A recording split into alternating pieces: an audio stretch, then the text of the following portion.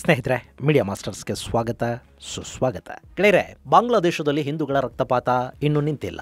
ಬಾಂಗ್ಲಾದಲ್ಲಿ ಬಂಧಿತರಾಗಿರುವ ಸಂತ ಹಾಗೂ ಹಿಂದೂ ಮುಖಂಡ ಚಿನ್ಮಯ ದಾಸ್ ಪ್ರಭು ಅವರ ಬಿಡುಗಡೆಗೆ ಒತ್ತಾಯಿಸಿ ಒಂದು ಕಡೆ ಹಿಂದೂಗಳು ಪ್ರತಿಭಟನೆ ಮಾಡ್ತಾ ಇದ್ದಾರೆ, ಮತ್ತೊಂದು ಕಡೆ ಇಸ್ಕಾನ್ಗೆ ಸೇರಿದ ಇನ್ನೂ ಒಬ್ಬ ಸಂತ ಶ್ಯಾಮ್ ದಾಸ್ ಪ್ರಭು ಅವರನ್ನು ಕೂಡ ಬಾಂಗ್ಲಾದ ಪೊಲೀಸರು ಬಂಧಿಸಿದ್ದಾರೆ. ಹೀಗೆ ಬಾಂಗ್ಲಾದಲ್ಲಿ ಹಿಂದೂಗಳ ಮೇಲಿನ ಸರ್ಕಾರಿ ದಾಳಿಗಳು ಹೆಚ್ಚಾಗ್ತಾ ಇರೋ ಸಂದರ್ಭದಲ್ಲಿ ಬಾಂಗ್ಲಾ ಜೊತೆ ಗಡಿ ಹಂಚಿಕೊಳ್ಳುವ ಭಾರತದ ರಾಜ್ಯಗಳಲ್ಲಿ ಬಾಂಗ್ಲಾದೇಶದ ವಿರುದ್ಧ ಪ್ರತಿಭಟನೆಗಳು ತೀವ್ರ ಆಗ್ತಾ ಇವೆ. ಬಾಂಗ್ಲಾದೇಶಿ ರೋಗಿಗಳಿಗೆ ಚಿಕಿತ್ಸೆ ಕೊಡುವುದಿಲ್ಲ ಅಂತ ಕೋಲ್ಕತಾ ಹಾಗೂ ತ್ರಿಪುರಾದ ವೈದ್ಯರು ಹಾಗೂ ಕೆಲ ಆಸ್ಪತ್ರೆಗಳು ಹೇಳ್ತಾ ಇವೆ. ಹಾಗೆ ಭಾರತದ ಸರ್ಕಾರ ಬಾಂಗ್ಲಾದೇಶದ ಯುನಸ್ ಸರ್ಕಾರದ ಮೇಲೆ ಒತ್ತಡ ಹೇರಿ ಹಿಂದೂಗಳಿಗೆ ರಕ್ಷಣೆ ಕೊಡಿಸಬೇಕು ಅನ್ನೋ ಒತ್ತಡಗಳು ಕೇಳಿ ಬರ್ತಾ ಇದ್ರೆ ಭಾರತ ಈ ವಿಷಯವನ್ನ ವಿಶ್ವಸಂಸ್ಥೆಗೆ ತಗೊಂಡು ಹೋಗಬೇಕು. ವಿಶ್ವಸಂಸ್ಥೆಯ ಶಾಂತಿ ಪಾಲನಾ ಪಡೆಗಳನ್ನ ಬಾಂಗ್ಲಾದೇಶದಲ್ಲಿ ನಿಯೋಜನೆಗೊಳಿಸಿ ಆ ಮೂಲಕ ಅಲ್ಲಿನ ಹಿಂದೂಗಳ ಮೇಲಿನ ದೌರ್ಜನ್ಯಗಳನ್ನು ತಡಿಬೇಕು ಅಂತ ಪಶ್ಚಿಮ ಬಂಗಾಳದ ಮುಖ್ಯಮಂತ್ರಿ ಮಮತಾ ಬ್ಯಾನರ್ಜಿ ಒತ್ತಾಯ ಮಾಡಿದ್ದಾರೆ.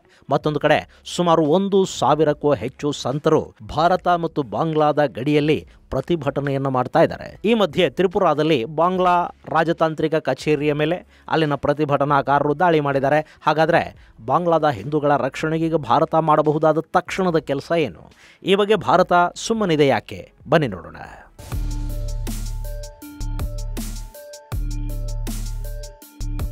ಗೆಳೆಯರೆ, ಬಾಂಗ್ಲಾದೇಶದಲ್ಲಿ ಯುನಸ್ ಸರ್ಕಾರ ರಚನೆಯಾದ ದಿನದಿಂದಲೂ ಅಲ್ಲಿನ ಹಿಂದೂಗಳ ಮೇಲಿನ ದೌರ್ಜನ್ಯಗಳು ನಡೀತಲೇ ಇವೆ. ಅಲ್ಲಿ ಹಿಂದೂ ಮಂದಿರಗಳ ಮೇಲೆ ದಾಳಿಗಳಾದವು, ಹಿಂದೂಗಳನ್ನು ಟಾರ್ಗೆಟ್ ಮಾಡಿ ಕೊಲ್ಲಲಾಯಿತು. ಚಿತ್ತಗ್ರಾಮದ ಗುಡ್ಡಗಾಡು ಪ್ರದೇಶದ ಹಿಂದೂಗಳನ್ನು ಗುರಿಯಾಗಿಸಿಕೊಂಡು ಅಲ್ಲಿನ ಮುಸ್ಲಿಂ ಮೂಲಭೂತವಾದಿಗಳು ಹಾಗೂ ಸೇನಾ ಪಡೆಗಳು ದಾಳಿ ಮಾಡಿದ್ವು. ಅವರ ಮನೆಗಳಿಗೆ ಬೆಂಕಿ ಹಚ್ಚಲಾಯಿತು. ಇಷ್ಟೆಲ್ಲ ಆಗ್ತಾ ಇದ್ರೂ ಅಲ್ಲಿನ ಸರ್ಕಾರ ಹಿಂದೂಗಳ ರಕ್ಷಣೆಗೆ ಮುಂದಾಗಲಿಲ್ಲ. ಇದೆಲ್ಲ ಇನ್ನು ಸಹಿಸೋದಿಕ್ಕೆ ಸಾಧ್ಯನೇ ಇಲ್ಲ ಅನ್ನೋ ಹಂತಕ್ಕೆ ತಲುಪಿದಾಗ ಅಲ್ಲಿನ ಹಿಂದೂಗಳು ಪ್ರತಿಭಟನೆಗಿಳಿದ್ರು. ನಮಗೆ ಸಾಂವಿಧಾನಿಕ ರಕ್ಷಣೆ ಕೊಡಿ, ನಮ್ಮ ಮೇಲಿನ ದಾಳಿ ಹಾಗೂ ಹತ್ಯಾ ಪ್ರಕರಣಗಳ ಬಗ್ಗೆ ಶೀಘ್ರ ವಿಚಾರಣೆಯನ್ನ ನಡೆಸಿ ಅಪರಾಧಿಗಳಿಗೆ ಶಿಕ್ಷೆ ಕೊಡಿ, ನಮ್ಮ ಆಸ್ತಿ ಪಾಸ್ತಿಗಳಿಗೆ ರಕ್ಷಣೆ ಕೊಡಿ, ಸಾವಿಗೀಡಾದವರಿಗೆ ಪರಿಹಾರ ಕೊಡಿ, ಮನೆ ಮಠಗಳನ್ನ ಕಳ್ಕೊಂಡವರಿಗೆ ಪುನರ್ವಸತಿಯನ್ನ ಕಲ್ಪಿಸಿಕೊಡಿ ಅಂತ ಆಗ್ರಹಿಸಿ ಸನಾತನ ಜಾಗರಣ ಜ್ಯೋತಿ ಅನ್ನೋ ಸಂಘಟನೆಯ ನೇತೃತ್ವದಲ್ಲಿ ಅಲ್ಪಸಂಖ್ಯಾತ ಸಮುದಾಯಗಳು ಒಂದು ಶಾಂತಿಯುತ ಪ್ರತಿಭಟನಾ ಮೆರವಣಿಗೆಯನ್ನು ಹಮ್ಮಿಕೊಂಡ್ವು. ಅದರಲ್ಲಿ ಕೇಸರಿ ಧ್ವಜಗಳು ಕಾಣಿಸಿದ್ವು. ಇಸ್ಲಾಮಿಕ್ ಮೂಲಭೂತವಾದಿಗಳ ಕೆಂಗಣ್ಣಿಗಿದು ಗುರಿಯಾಯಿತು. ಆ ಮೆರವಣಿಗೆ ಹಾಗೂ ಹಿಂದೂ ಸಂಘಟನೆಯ ನೇತೃತ್ವವನ್ನು ವಹಿಸಿದ್ದ ಸಂತ ಚಿನ್ಮಯ ದಾಸ್ ಪ್ರಭು ಅವರನ್ನ ದೇಶದ್ರೋಹದ ಪ್ರಕರಣದಲ್ಲಿ ಬಾಂಗ್ಲಾ ಈಗ ಬಂಧಿಸಿದೆ. ಅವರ ಬಿಡುಗಡೆಗೆ ಒತ್ತಾಯಿಸಿ ಪ್ರತಿಭಟನೆಗಳನ್ನ ಮಾಡುವಾಗ ಚಿತ್ತಗ್ರಾಮದ ನ್ಯಾಯಾಲಯದ ಪಬ್ಲಿಕ್ ಪ್ರಾಸಿಕ್ಯೂಟರ್ನನ್ನ ಹಿಂದೂ ಕಾರ್ಯಕರ್ತ ಅಂತ ತಪ್ಪಾಗಿ ಭಾವಿಸಿ ಮುಸ್ಲಿಂ ಮೂಲಭೂತವಾದಿಗಳು ಕೊಂದು ಹಾಕಿದ್ರು. ಈಗ ಆ ಪ್ರಕರಣವನ್ನು ಕೂಡ ಬಾಂಗ್ಲಾ ಸರ್ಕಾರ ಅಲ್ಲಿನ ಹಿಂದೂಗಳ ತಲೆಗೆ ಕಟ್ತಾ ಇದೆ. ಪಬ್ಲಿಕ್ ಪ್ರಾಸಿಕ್ಯೂಟರ್ ಕುಟುಂಬದಿಂದ ಹಿಂದೂ ಕಾರ್ಯಕರ್ತರ ವಿರುದ್ಧ ದೂರನ್ನು ಪಡೆದಿರೋ ಬಾಂಗ್ಲಾ ಪೊಲೀಸರು ಈಗ ಸಂತ ಚಿನ್ಮಯ ದಾಸ್ ಪ್ರಭು ಬೆಂಬಲಿಗರ ವಿರುದ್ಧ ಕೊಲೆ ಪ್ರಕರಣವನ್ನು ದಾಖಲಿಸಿಕೊಂಡು ಅವರನ್ನು ಹುಡುಕೋ ಕೆಲಸಕ್ಕೆ ಮುಂದಾಗಿದ್ದಾರೆ.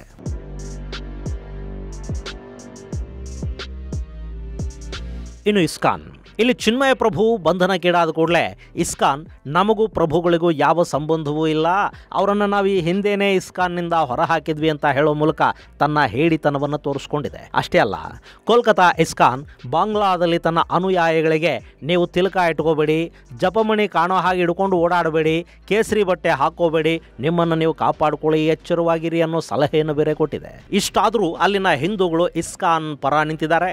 ತಮಗಾಗಿ ಹೋರಾಟ ಮಾಡ್ತಾ ಇದ್ದ ಚಿನ್ಮಯ ಪ್ರಭುಗಳನ್ನ ಇಸ್ಕಾನ್ ಹೊರ ಹಾಕಿರೋದಾಗಿ ಹೇಳಿದ ನಂತರ ಕೂಡ ಇಸ್ಕಾನ್ನ ರಕ್ಷಣೆಗಾಗಿ ಅಲ್ಲಿನ ಜನ ಈಗಲೂ ನಿಂತಿದ್ದಾರೆ. ಜೊತೆಗೆ ತಮಗಾಗಿ ಹೋರಾಟ ಮಾಡ್ತಾ ಇರೋ ಚಿನ್ಮಯ ಪ್ರಭುಗಳಿಗಾಗಿ ಆ ಜನ ಪ್ರಾಣ ಕೊಡೋದಕ್ಕೆ ಕೂಡ ಸಿದ್ಧರಾಗ್ತಾ ಇದ್ದಾರೆ.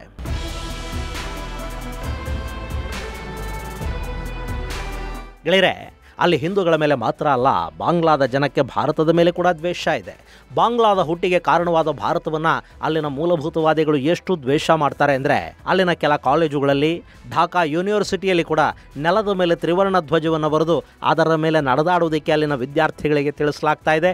ಇದು ಭಾರತವನ್ನು ಅವಮಾನಿಸುವ ಕೆಲಸ. ಹೀಗೆ ಬಾಂಗ್ಲಾದಲ್ಲಿ ಭಾರತದ ವಿರುದ್ಧ, ಹಿಂದೂಗಳ ವಿರುದ್ಧ ಅಷ್ಟೊಂದು ದ್ವೇಷ, ದಾಳಿಗಳು ನಡೀತಾ ಇದ್ರೆ ಭಾರತ ಏನು ಮಾಡ್ತಾ ಇದೆ? ಜಗತ್ತಿನ ಯಾವುದೋ ಮೂಲೆಯಲ್ಲಿ ಒಬ್ಬ ಯಹೂದಿ ಮೇಲೆ ದಾಳಿ ಆದರೆ, ಕೊಲೆ ಆದರೆ ಇಸ್ರೇಲ್ ತನ್ನ ಶತ್ರುಗಳನ್ನು ಹುಡುಕಿ ಕೊಂದು ಹಾಕತ್ತೆ. ಆದರೆ ಭಾರತ ತನ್ನ ಪಕ್ಕದ ಬಾಂಗ್ಲಾದೇಶದಲ್ಲಿ ಇಷ್ಟೆಲ್ಲ ಆಗ್ತಾ ಇದ್ರೂ ಸುಮ್ಮನಿದೆ ಯಾಕೆ? ಹಾಗಂತ ಭಾರತ ಇಸ್ರೇಲ್ ಥರ ತನ್ನ ಪಕ್ಕದ ದೇಶದ ಮೇಲೆ ಬಾಂಬುಗಳನ್ನು ಸುರಿಸಬೇಕು ಅಂತಲ್ಲ, ಆ ಕೆಲಸವನ್ನು ಭಾರತ ಮಾಡೋದೂ ಇಲ್ಲ. ಆದರೆ ಅಂತಾರಾಷ್ಟ್ರೀಯ ಮಟ್ಟದಲ್ಲಿ ಬಾಂಗ್ಲಾದ ಮೇಲೆ ಒತ್ತಡ ತರೋ ಪ್ರಯತ್ನವನ್ನಾದರೂ ಭಾರತ ಮಾಡಬೇಕಲ್ವಾ? ಇದನ್ನೇ ಈಗ ಪಶ್ಚಿಮ ಬಂಗಾಳದ ಮುಖ್ಯಮಂತ್ರಿ ಬ್ಯಾನರ್ಜಿ ಕೇಳ್ತಾ ಇದ್ದಾರೆ. ಮೊನ್ನೆ ಅಲ್ಲಿನ ವಿಧಾನಸಭೆಯಲ್ಲಿ ಮಾತನಾಡಿದ ಮಮತಾ ಬ್ಯಾನರ್ಜಿ ಬಾಂಗ್ಲಾದಲ್ಲಿ ಹಿಂದೂಗಳ ಮೇಲೆ ನಡೀತಿರೋ ದೌರ್ಜನ್ಯವನ್ನು ಭಾರತ ವಿಶ್ವಸಂಸ್ಥೆಯ ಅಂಗಳಕ್ಕೆ ತಗೊಂಡು ಹೋಗಬೇಕು. ಬಾಂಗ್ಲಾದ ಹಿಂದೂಗಳನ್ನು ಕಾಪಾಡೋದಕ್ಕೆ ಅಲ್ಲಿಗೆ ವಿಶ್ವಸಂಸ್ಥೆಯ ಶಾಂತಿ ಪಾಲನಾ ಪಡೆಗಳನ್ನು ನೇಮಕ ಮಾಡೋ ಹಾಗೆ ಭಾರತ ಒತ್ತಡ ಹೇರಬೇಕು ಅಂತ ಹೇಳಿದ್ದಾರೆ. ಮಮತಾ ಬೇಡಿಕೆ ಸ್ವಲ್ಪ ಅತಿರೇಕ ಅನಿಸಿದ್ರೂ ಕೂಡ ಇಲ್ಲಿ ಭಾರತ ಬಾಂಗ್ಲಾದ ಹಿಂದೂಗಳ ರಕ್ಷಣೆಗಾಗಿ ಕೆಲಸ ಮಾಡಬೇಕು ಅನ್ನೋದಂತೂ ನಿಜ. ಇನ್ನು ಭಾರತದ ಈಶಾನ್ಯ ರಾಜ್ಯಗಳಲ್ಲಿ ಹಾಗೂ ಬಾಂಗ್ಲಾದೇಶದ ಜೊತೆ ಗಡಿ ಹಂಚಿಕೊಳ್ಳೋ ರಾಜ್ಯಗಳಲ್ಲಿ ಬಾಂಗ್ಲಾದೇಶದ ಗಲಭೆಗಳ ಪ್ರಭಾವ ಈಗಾಗಲೇ ಶುರುವಾಗಿದೆ. ಮೊನ್ನೆ ತ್ರಿಪುರಾದಿಂದ ಕೋಲ್ಕತಾಗೆ ಹೋಗ್ತಾ ಇದ್ದ ಬಸ್ ಒಂದರ ಮೇಲೆ ಬಾಂಗ್ಲಾದೇಶದ ಬ್ರಾಹ್ಮಣ್ಬರಿಯಾದ ಬಿಸ್ವಾ ರೋಡಲ್ಲಿ ಹಲ್ಲೆ ಮಾಡಲಾಗಿದೆ. ಗೆಳೆಯರೆ, ಇಲ್ಲಿ ನೀವು ಮ್ಯಾಪಲ್ಲಿ ನೋಡ್ತಾ ಇದ್ದೀರಲ್ಲ, ಇದು ತ್ರಿಪುರ. ಇಲ್ಲಿಂದ ಕೋಲ್ಕತಾಗೆ ಬರಬೇಕು ಅಂದರೆ ಮೇಘಾಲಯ, ಸಿಕ್ಕಿಂ ಮೂಲಕ ಬಿಹಾರವನ್ನು ಹಾದು ಪಶ್ಚಿಮ ಬಂಗಾಳಕ್ಕೆ ಬರಬೇಕಾಗತ್ತೆ. ಇದೊಂಥರ ಪ್ರಪಂಚ ಪರ್ಯಟನೆ ಇದ್ದ ಹಾಗೆ. ಸೊ ತ್ರಿಪುರಾದಿಂದ ಬಾಂಗ್ಲಾದೇಶದ ಮೇಲೆ ಕೋಲ್ಕತಾಗೆ ಬರೋದಕ್ಕೆ ಒಂದು ರಸ್ತೆಯನ್ನು ಎರಡೂ ದೇಶಗಳು ನಿರ್ಮಾಣ ಮಾಡಿವೆ. ಮೊನ್ನೆ ಅದೇ ರಸ್ತೆಯಲ್ಲಿ ಬರ್ತಾ ಇದ್ದ ಬಸ್ ಒಂದು ಬ್ರಾಹ್ಮಣ್ಬರಿಯಾದ ಸಮೀಪ ಬರ್ತಿದ್ದಂತೆ ಎದುರಿಂದ ಬಂದ ಗೂಡ್ಸ್ ವಾಹನವೊಂದು ಬೇಕಂತಲೇ ಬಸ್ಸಿಗೆ ಡಿಕ್ಕಿ ಹೊಡೆದಿದೆ. ಆನಂತರ ಅಲ್ಲಿನ ಸ್ಥಳೀಯ ಜನ ಗುಂಪುಗೂಡಿದ್ದಾರೆ. ಬಸ್ಸಲ್ಲಿದ್ದ ಭಾರತೀಯ ಪ್ರಯಾಣಿಕರನ್ನು ಹೆದರಿಸಿದ್ದಾರೆ. ಭಾರತದ ವಿರುದ್ಧ ಘೋಷಣೆಗಳನ್ನು ಕೂಗಿದ್ದಾರೆ. ಬಸ್ ನಿರ್ವಾಹಕನನ್ನು ದೋಚಿದ್ದಾರೆ. ಈ ಘಟನೆ ಈಗ ತ್ರಿಪುರಾದ ಜನರನ್ನ ಕೆರಳು ಹಾಗೆ ಮಾಡಿದೆ. ತ್ರಿಪುರಾದಲ್ಲಿ ಈಗ ಬಾಂಗ್ಲಾದೇಶದ ವಿರುದ್ಧ ಪ್ರತಿಭಟನೆಗಳು ಶುರುವಾಗಿವೆ. ಸೋಮವಾರ ಅಲ್ಲಿನ ಒಂದಷ್ಟು ಪ್ರತಿಭಟನಾಕಾರರು ತ್ರಿಪುರಾದ ರಾಜಧಾನಿ ಅಗರ್ತಲಾದಲ್ಲಿನ ಬಾಂಗ್ಲಾದೇಶದ ರಾಜತಾಂತ್ರಿಕ ಕಚೇರಿಗೆ ನುಗ್ಗಿದ್ದಾರೆ. ಸಾಮಾನ್ಯವಾಗಿ ರಾಜತಾಂತ್ರಿಕ ಕಚೇರಿಗೆ ನುಗ್ಗೋದು, ಅವುಗಳ ಮೇಲೆ ದಾಳಿ ಮಾಡೋದು ಎರಡು ದೇಶಗಳ ರಾಜತಾಂತ್ರಿಕ ಸಂಬಂಧಗಳ ದೃಷ್ಟಿಯಿಂದ ಒಳ್ಳೆಯ ಬೆಳವಣಿಗೆ ಅಲ್ಲ. ಇದು ಎರಡೂ ದೇಶಗಳ ನಡುವಿನ ಸಂಬಂಧಗಳ ಹಾಳಾಗುವ ಹಾಗೆ ಮಾಡುತ್ತೆ. ಸೊ ತ್ರಿಪುರಾದಲ್ಲಿ ನಡೆದ ಘಟನೆಯ ಬಗ್ಗೆ ಭಾರತದ ವಿದೇಶಾಂಗ ಇಲಾಖೆ ತೀವ್ರ ಸಂತಾಪವನ್ನು ವ್ಯಕ್ತಪಡಿಸಿದೆ. ಇನ್ನು ಬಾಂಗ್ಲಾದೇಶ ಇದನ್ನೇ ದೊಡ್ಡ ವಿಷಯ ಮಾಡ್ತಾ ನಮ್ಮ ರಾಜತಾಂತ್ರಿಕರಿಗೆ ರಕ್ಷಣೆ ಕೊಡಿ ಅಂತ ಕೇಳೋದಕ್ಕೆ ಶುರು ಮಾಡಿದೆ. ಮತ್ತೊಂದು ಕಡೆ ವಿಶ್ವ ಸಮುದಾಯ ಬಾಂಗ್ಲಾದೇಶದ ಹಿಂದೂಗಳ ರಕ್ಷಣೆಗೆ ಮುಂದಾಗಬೇಕು ಅನ್ನೋ ಒತ್ತಡಗಳ ನಡುವೆ ಅಮೆರಿಕದ ಹಿಂದೂ ಸಂಘಟನೆಗಳು ವೈಟ್ ಹೌಸ್ ಮುಂದೆ ಸೇವ್ ಹಿಂದೂಸ್ ಅನ್ನೋ ಬ್ಯಾನರ್ ಹಿಡ್ಕೊಂಡು ಪ್ರದರ್ಶನ ಮಾಡ್ತಾ ಇವೆ. ಅಮೆರಿಕದ ಸರ್ಕಾರ ಬಾಂಗ್ಲಾದೇಶದಲ್ಲಿ ನಡೀತಿರೋ ಅಲ್ಪಸಂಖ್ಯಾತರ ಮೇಲಿನ ದೌರ್ಜನ್ಯಗಳ ವಿಷಯದಲ್ಲಿ ಮಧ್ಯಪ್ರವೇಶ ಮಾಡಬೇಕು ಅನ್ನೋದು ಅಲ್ಲಿ ಶುರುವಾಗ್ತಾ ಇರೋ ಒತ್ತಡ. ಈ ಹಿಂದೆ ಅಮೆರಿಕದ ಅಧ್ಯಕ್ಷ ಬಿಡೆನ್ ಬಾಂಗ್ಲಾದಲ್ಲಿ ಅಲ್ಪಸಂಖ್ಯಾತರ ಹಕ್ಕುಗಳ ರಕ್ಷಣೆ ವಿಷಯದಲ್ಲಿ ಅಮೆರಿಕ ಪರಿಶೀಲನೆ ಮಾಡುತ್ತೆ ಅಂತ ಹೇಳಿದ್ರು. ಅಲ್ಲಿನ ಭಾವಿ ಅಧ್ಯಕ್ಷ ಡೊನಾಲ್ಡ್ ಟ್ರಂಪ್ ಕೂಡ ಚುನಾವಣೆಯ ಸಮಯದಲ್ಲಿ ಹಿಂದೂಗಳ ರಕ್ಷಣೆಯ ಬಗ್ಗೆ ಅಬ್ಬರಿಸಿ ಬೊಬ್ಬಿರಿದಿದ್ರು. ಆದರೆ ಈಗ ಅಮೆರಿಕ ಆ ಬಗ್ಗೆ ಹೆಚ್ಚು ಮಾತಾಡೋದಕ್ಕೆ ಹೋಗ್ತಾ ಇಲ್ಲ. ಇನ್ನು ಬ್ರಿಟನ್ನ ಸಂಸದೆ ಪ್ರೀತಿ ಪಟೇಲ್ ಅಲ್ಲಿನ ಸಂಸತ್ತಲ್ಲಿ ಬಾಂಗ್ಲಾದ ವಿಷಯವನ್ನು ಪ್ರಸ್ತಾಪಿಸಿದ್ದಾರೆ. ಈ ಬಗ್ಗೆ ಬ್ರಿಟನ್ ಸರ್ಕಾರದ ನಿಲುವೇನು ಅನ್ನೋದನ್ನ ಬಹಿರಂಗಪಡಿಸಬೇಕು ಅಂತ ಪ್ರೀತಿ ಪಟೇಲ್ ಒತ್ತಾಯ ಮಾಡಿದ್ದಾರೆ. ಇನ್ನು ಬಾಂಗ್ಲಾದೇಶದಲ್ಲಿ ಬಂಧಿತ ಚಿನ್ಮಯ್ ಪ್ರಭು ಅವರ ಪರ ನ್ಯಾಯಾಲಯದಲ್ಲಿ ವಾದ ಮಾಡ್ತಾ ಇದ್ದ ವಕೀಲ ರಮೋನ್ ರಾಯ್ ಅವರ ಮೇಲೆ ಇಸ್ಲಾಮಿಕ್ ಗೂಂಡಾಗಳು ದಾಳಿ ಮಾಡಿದ್ದಾರೆ. ಅವರ ಮನೆಯನ್ನ ಧ್ವಂಸ ಮಾಡಲಾಗಿದ್ದು ವಕೀಲರ ಮೇಲೆ ಮಾರಣಾಂತಿಕ ಹಲ್ಲೆ ನಡೆದಿದೆ. ಈಗ ರಮೋನ್ ರಾಯ್ ಐಸಿಯುನಲ್ಲಿ ಚಿಕಿತ್ಸೆ ಪಡಿತಾ ಇದ್ದಾರೆ. ಹೀಗಾಗಿ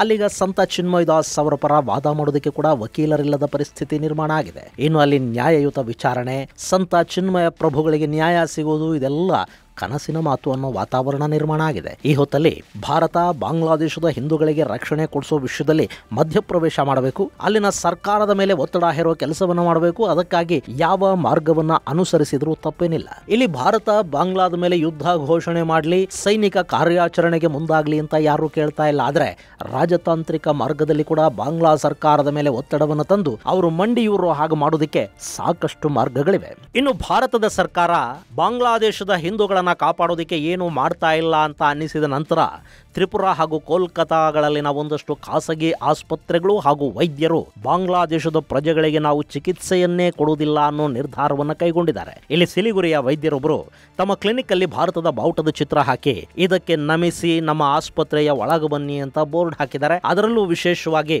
ಬಾಂಗ್ಲಾದೇಶದ ಪ್ರಜೆಗಳಿಗೆ ಚಿಕಿತ್ಸೆ ಬೇಕು ಅಂದ್ರೆ ಅವರು ಭಾರತದ ಧ್ವಜಕ್ಕೆ ವಂದಿಸಿ ಬಂದರೆ ಮಾತ್ರ ಚಿಕಿತ್ಸೆ, ಇಲ್ಲದೆ ಇದ್ರೆ ಚಿಕಿತ್ಸೆ ಕೊಡೋದಿಲ್ಲ ಅಂತ ಬೋರ್ಡ್ ಅಲ್ಲಿ ಬರೆಯಲಾಗಿದೆ. ಒಂದ್ ಕಡೆ ಬಾಂಗ್ಲಾದ ಯೂನಿವರ್ಸಿಟಿಗಳಲ್ಲಿ ನೆಲದ ಮೇಲೆ ಭಾರತದ ತ್ರಿವರ್ಣ ಧ್ವಜದ ಚಿತ್ರ ಬಿಡಿಸಿ ಅದರ ಮೇಲೆ ನಡ್ಕೊಂಡು ಬರಬೇಕು ಅಂತ ಹೇಳ್ತಾ ಇದ್ರೆ, ಭಾರತದ ಗಡಿಯಲ್ಲಿನ ವೈದ್ಯರೊಬ್ಬರು ನಮ್ಮಲ್ಲಿ ನಿಮಗೆ ಚಿಕಿತ್ಸೆ ಬೇಕು ಅಂದ್ರೆ ನಮ್ಮ ಧ್ವಜಕ್ಕೆ ವಂದಿಸಿ ಗೌರವ ತೋರಿಸಿ ಬನ್ನಿ, ಚಿಕಿತ್ಸೆ ಕೊಡ್ತೀವಿ, ಇಲ್ಲದೆ ಇದ್ರೆ ಒಳಗೆ ಬರಲೇಬೇಡಿ ಅಂತ ಹೇಳ್ತಾ ಇದ್ದಾರೆ. ಇನ್ನು ಹಲವಾರು ಖಾಸಗಿ ಆಸ್ಪತ್ರೆಗಳು ಬಾಂಗ್ಲಾದ ರೋಗಿಗಳಿಗೆ ಇನ್ನು ನಾವು ಯಾವುದೇ ಕಾರಣಕ್ಕೂ ಚಿಕಿತ್ಸೆ ಕೊಡೋದಿಲ್ಲ ಅಂತ ಹೇಳ್ತಾ ಇವೆ. ಗೆಳೆಯರೆ, ಬಾಂಗ್ಲಾ ವಿರುದ್ಧ ಭಾರತ ಬಾಂಬುಗಳನ್ನು ಹಾಕಿ ಯುದ್ಧ ಮಾಡಬೇಕಾದ ಅಗತ್ಯನೇ ಇಲ್ಲ.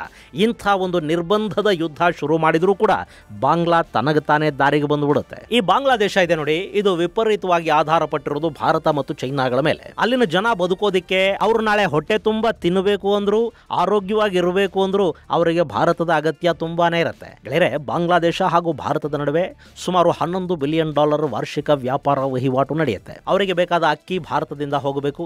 ಸಕ್ಕರೆ, ಪೆಟ್ರೋಲಿಯಂ, ಕಾಟನ್, ತರಕಾರಿ, ಹಣ್ಣು, ಮೊಟ್ಟೆ, ಕಾಳು, ಕಾಫಿ, ಟೀ, ಸಾಂಬಾರು ಪದಾರ್ಥಗಳು, ಪ್ಲಾಸ್ಟಿಕ್ಕು, ಅವರ ಗಾರ್ಮೆಂಟ್ಸ್ ಇಂಡಸ್ಟ್ರಿಗೆ ಬೇಕಾದ ರಾ ಮೆಟೀರಿಯಲ್ಲು, ಅಲ್ಲಿನ ಉತ್ಪಾದನೆಗೆ ಬೇಕಾಗುವ ವಿದ್ಯುತ್ತು ಎಲ್ಲವನ್ನೂ ಭಾರತದಿಂದಲೇ ಬಾಂಗ್ಲಾದೇಶ ತಗೊಳ್ತಾ ಇದೆ. ಭಾರತದ ಮೇಲಿನ ಅವರ ಅವಲಂಬನೆ ಎಷ್ಟಿದೆ ಅಂದರೆ, ಭಾರತದ ನಾನಾ ಕಂಪನಿಗಳಿಂದ ವಿದ್ಯುತ್ ಖರೀದಿ ಮಾಡ್ತಾ ಇರೋದು ಅಷ್ಟೇ ಅಲ್ಲ, ಅವರು ನೇಪಾಳದಿಂದ ಮೊನ್ನೆ ವಿದ್ಯುತ್ತನ್ನು ಖರೀದಿ ಮಾಡೋದಕ್ಕೆ ಒಂದು ಒಪ್ಪಂದ ಮಾಡಿಕೊಂಡಿದ್ದಾರೆ.